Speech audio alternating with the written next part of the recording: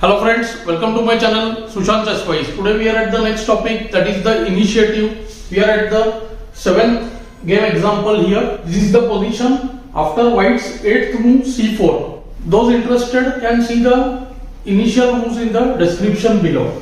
With c4, white has increased the control of center and soon he wants to play e4 as well. So white will have good control over the center. So black plays the obvious move d5.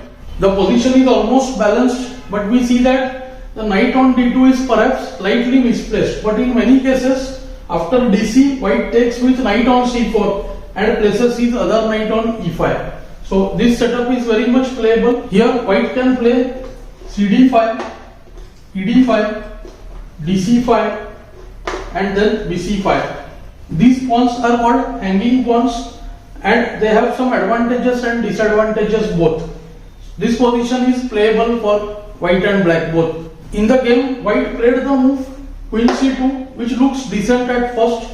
Bishop and queen are eyeing the h7 square and white is all set to play e4. But there is a slight drawback with the move qc2. Black now starts exploiting the poor position of the queen on c2 and snatches the initiative. Black plays nc6 here, very strong. Now the threat is nb4. When we see that in many lines pawn is lost. Let's say for instance after the move bb2 there is nb4, queen c3, c takes d4. If queen takes d4 then knight d3 followed by dc4 is clearly better for black. After knight takes d4 also, knight d3, queen takes d3 and again comes dc4. The point is that after bc4 e5 the pinned knight on d4 is lost.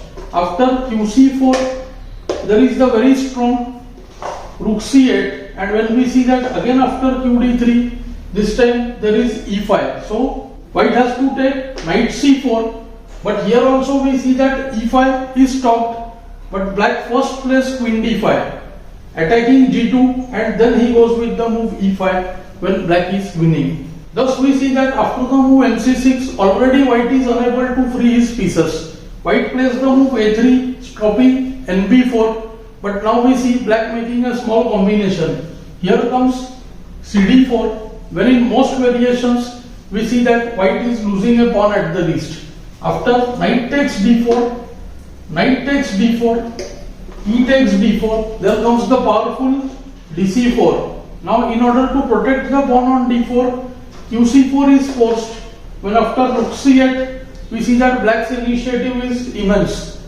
d4 is hanging, so queen has to move to a4 keeping d4 protected, and here both a6 and the very strong bishop c6 win for black. Because if bb5, then bb5, qb5, qd4 wins, and after qa7, rook a8 traps the white queen. Similar is the case with ed4. Same, d takes c4, forcing queen takes c4, protecting d4, and now again comes the very strong rook c8.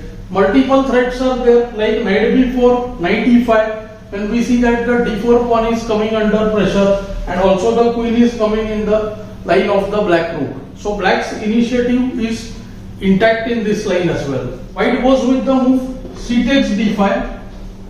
Trying to use an intermezzo here, black goes qd5 and as we see now, simply white's pawn is lost because after e takes d4, knight takes d4, knight cannot take on d4 due to qg2 checkmate. And now we sense that black's initiative, which was just developing, is now almost about to get into an attack. Queen goes back to b1 keeping d3 supported, and here now black switches mode and immediately starts creating threats. Amongst many moves, black finds the very strong rook fd8. Rook c8 was tempting too, but now black has created a simple threat. Knight f3, queen takes d3. Bishop has no good place. After the obvious looking bishop c2, black has many ways to continue. There is knight c2, there is rook c8, but black has one forcing line. Knight e2 check, king h1, now the bishop switches the diagonal. Threat is to go knight e1 followed by bishop f1. So forcing re1, and now black wins with the very simple knight g4, threatening knight f2 mate, knight e4 almost forced, and now comes queen e4 when it's game over as bishop e4 loses to knight f2 checkmate. Thus white is left with the only choice, that is the very passive looking knight e1. Indeed we can make out in last 3-4 moves black has grabbed the initiative, pushed white pieces behind, and now he concludes the attack with typical mating patterns. Queen moves to h5. There are simple threats now. One idea is ng4, other is bd6. Black can use mix up of these moves and create a strong attack on the king. Bishop b2 almost forced. White is unable to free his pieces. Now black finishes off the game with the very simple and effective bd6. There are many ways to protect h2, but unfortunately none of them work. We will look at 4 candidate moves here. Firstly, there is h3, there is the move g3, there is f4, and there is knight f3. Both knights can come to f3, but they are met the same way. After knight f3, simply knight f3 check, knight takes f3, bishop takes f3, and if gf is taken, queen h2 mates. After g3, black has choice between queen h3 and one more move. We will see that later. After the move f4, black switches to the other diagonal with bishop c5, and it's game over.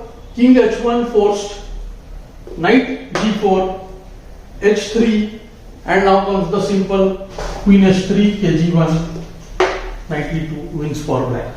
After h3, black forces white to move most of his pawns near the king side. He goes qe5, threatening on h2, forcing g3.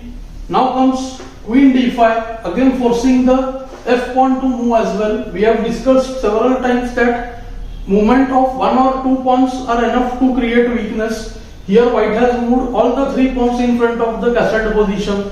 So obviously black has the winning move, simple queen g5. It's game over. Queen g3, queen e3 and queen d2 are all dangerous threats and white is unable to do anything against them. Knight e4 allows knight e4 followed by qg3 check. Thus white went with the move g3. He had no choice, and here comes the simple knight g4. Again we see that knight f3 doesn't help because of the presence of bishop and knight. So knight f3, knight f3, knight f3, bf3, h4 is very similar to the game. White played direct h4. When, if we remember our previous themes, we can recollect that the position is same like the black pawns mate. Black wins with the simple queen h4. Simple and elegant. gh4 allows bh2 mate, and after knight f3 we simply transpose knight f3 check, knight takes f3 and bishop takes f3. It's game over. 2 threats are there, queen h2 and queen h1, and after gh4 bishop h2 checkmates. Thus white resigned after qh4 in the game. I hope you are finding these lessons useful and instructive. Thanks for your time.